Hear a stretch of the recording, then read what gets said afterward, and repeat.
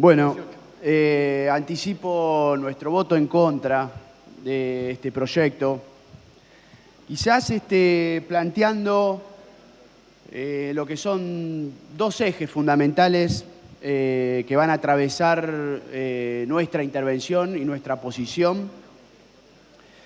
Uno que tiene que ver con el aspecto quizás más coyuntural de este proyecto, que tiene que ver con la orientación política de este gobierno, una orientación represiva, de tipo punitivo, es decir, orientado a poner en el centro, como lo dicen ustedes, el ordenamiento del espacio público, y no en discutir ni dar soluciones de tipo sociales, culturales, económicas, que es lo que nosotros enfatizamos cuando abordamos este tipo de cuestiones. Pero el segundo aspecto es un aspecto más de fondo, no es coyuntural, y tiene que ver con cierta confusión extendida, no inocente, de identificar el Estado con lo público, que es propio de las democracias representativas.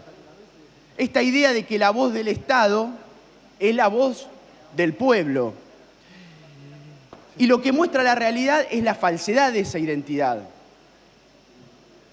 Uno podría estar toda la tarde dando ejemplos de esa falsa identidad entre lo que es el Estado y lo que es lo público, que es del pueblo.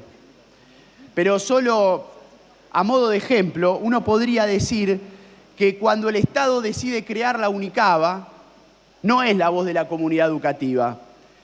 Cuando el Estado decide crear e imponer la ley de profesionales de la salud, no es la ley de las enfermeras, no es la voz de las licenciadas en bioimágenes, en instrumentación quirúrgica.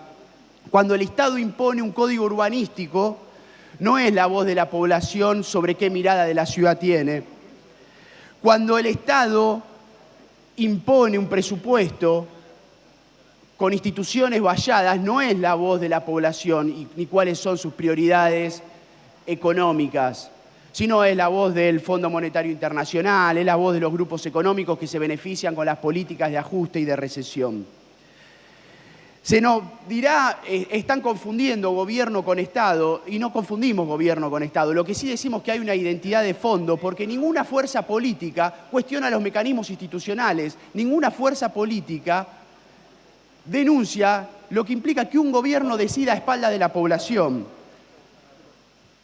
Hay un respeto por estos mecanismos donde constantemente un gobierno, es decir, que utiliza una parte de un Estado o durante un tiempo, decide por la población. Por eso ahí digo que hay una cuestión coyuntural que tiene que ver con una política específica de un gobierno, de tipo represiva y de tipo punitiva, pero también que hay una cuestión de fondo que tiene que ver con un Estado que decide qué se hace en el espacio público y qué no, y qué se hace con el espacio público. El ejemplo claro, reciente, es el Código Urbanístico, donde, como ya lo hemos denunciado, se presenta un proyecto, se crea una ley al servicio de los desarrolladores inmobiliarios y, sin embargo, la población, que en teoría es dueña del espacio público, es simplemente espectadora. Entonces, para nosotros ese es el marco de discusión, que después vamos hacia lo específico. Lo específico que tiene que ver con un proyecto que se presenta, como lo hizo el miembro informante, con una mirada o una perspectiva de género, que para nosotros... Perdón, diputado, que lo interrumpa. Tiene un pedido de interrupción del diputado Alperín. No, disculpe. Para nosotros es claramente oportunista, y no solamente para nosotros, sino para muchos colectivos de mujeres que están diciendo no nos utilicen como excusa para un código represivo.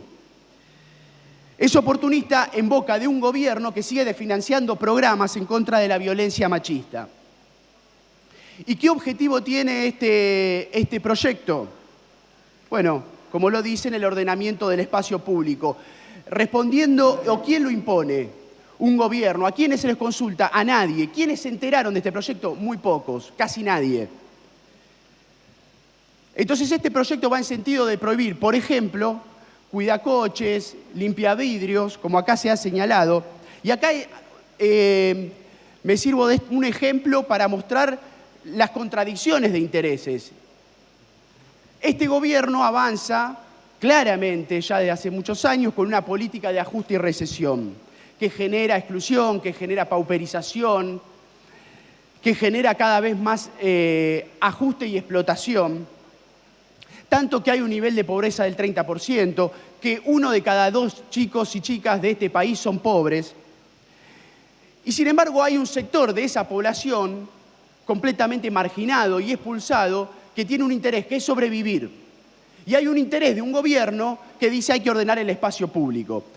Y acá me permito hacer una breve digresión, porque en sesiones pasadas, y lo manifiestan generalmente los legisladores y la legisladora del oficialismo, dicen que la oposición, que hay muchos diputados, hay diputados que hablan y no aportan, no hacen propuestas.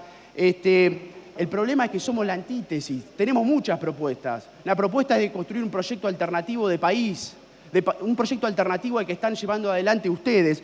Por ejemplo, si quieren algo específico, nosotros podríamos decir, modifiquen este proyecto, no penalicen a los cuidacoches ni a los limpiavidrios y denle trabajo genuino, denle trabajo con salarios dignos.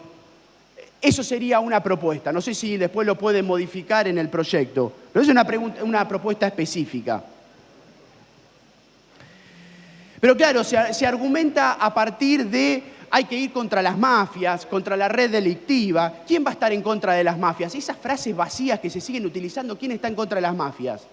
La pregunta sería, ¿quién va a combatir a las mafias? Porque esta clase de proyectos ya sabemos cómo funcionan.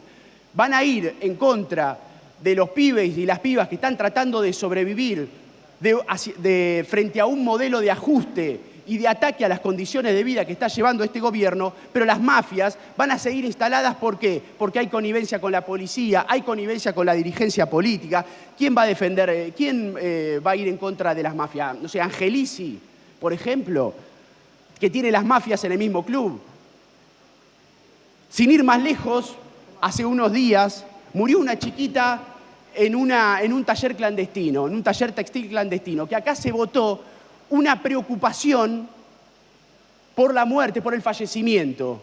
Lo que acá se debería haber votado es un repudio, porque la responsabilidad política es del gobierno. ¿Cómo están esos talleres clandestinos que todavía funcionan? ¿Quién es el responsable de que funcionen esos talleres clandestinos? De la muerte de esta chiquita y quizás de la muerte de futuros chicos o chicas que siguen trabajando. Entonces, el doble discurso de este gobierno es muy rechazante. Hablan de prohibir la actividad, cuidacoches, limpiavidrios, sobre la base, eso es lo que argumentan, de que el espacio público es de todos y es de todas. Sin ir más lejos, uno podría decir que el subte es público, es de todos y es de todas. Sin embargo, acá hace muy poquito se votó la extensión de una concesión a Rogio, una persona declarada él mismo como un delincuente. Ustedes votaron la extensión de una concesión y encima puede ser que se quede nuevamente con la concesión de Metrovías. Pero esto no lo decimos a modo de chicana o golpes de efecto, sino que queremos presentar la profundidad del problema. ¿Cuál es la profundidad del problema para nosotros? Que los criterios queden en manos del Estado. El Estado fija la legalidad de las cosas, pero no la legitimidad. La legitimidad es del pueblo y un pueblo decidiendo. Por ejemplo, en el artículo 87 se habla de ruidos molestos, que eso puede ser una contravención. Por supuesto, sobre el avance de una denuncia anónima, vaya a saber si esa denuncia después existe o no existe. ¿Quién define después lo que es un ruido molesto para actuar o no actuar?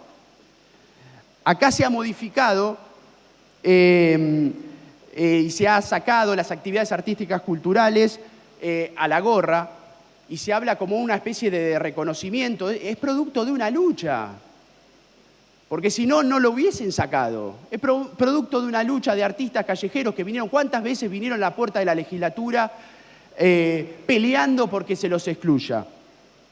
Después quedan, por supuesto, un mar de dudas. los que no son a la gorra, las actividades políticas que se hagan en la calle, podrán pasar como ruidos molestos. No sé ahora qué se argumentará, si no sé si se permite, si no se permiten, queda a criterio del Estado, que es precisamente lo que nosotros cuestionamos. Por eso rechazamos este proyecto, rechazamos porque por la orientación, como dijimos, punitiva y represiva, y porque está cargado de un doble discurso.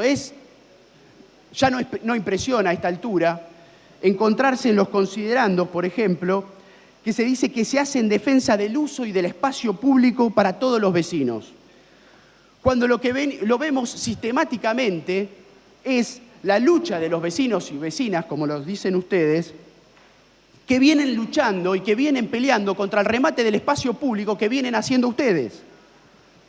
Sería realmente gracioso si no fuese dramático. Es decir, cuando el espacio público hay que entregárselo a IRSA, hay que entregárselo a Caputo, acá llegan proyectos donde se declara innecesario el espacio público. Ahora, para ir en contra de los trapitos hay que cuidar el espacio público que es de todos.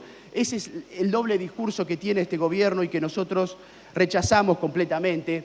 Por estos argumentos, por otros más, pero fundamentalmente planteando la necesidad de una pelea cultural que creemos que tiene el conjunto de la población frente a una mirada represiva y punitiva de imponer límites democráticos, pero no solamente eso, sino también en la idea de que el espacio público ni es del Estado, ni es de un gobierno, sino que es del pueblo. Un pueblo decidiendo qué se hace en el espacio público y qué se hace con el espacio público. Con estos argumentos es que vamos a rechazar el proyecto, nada más.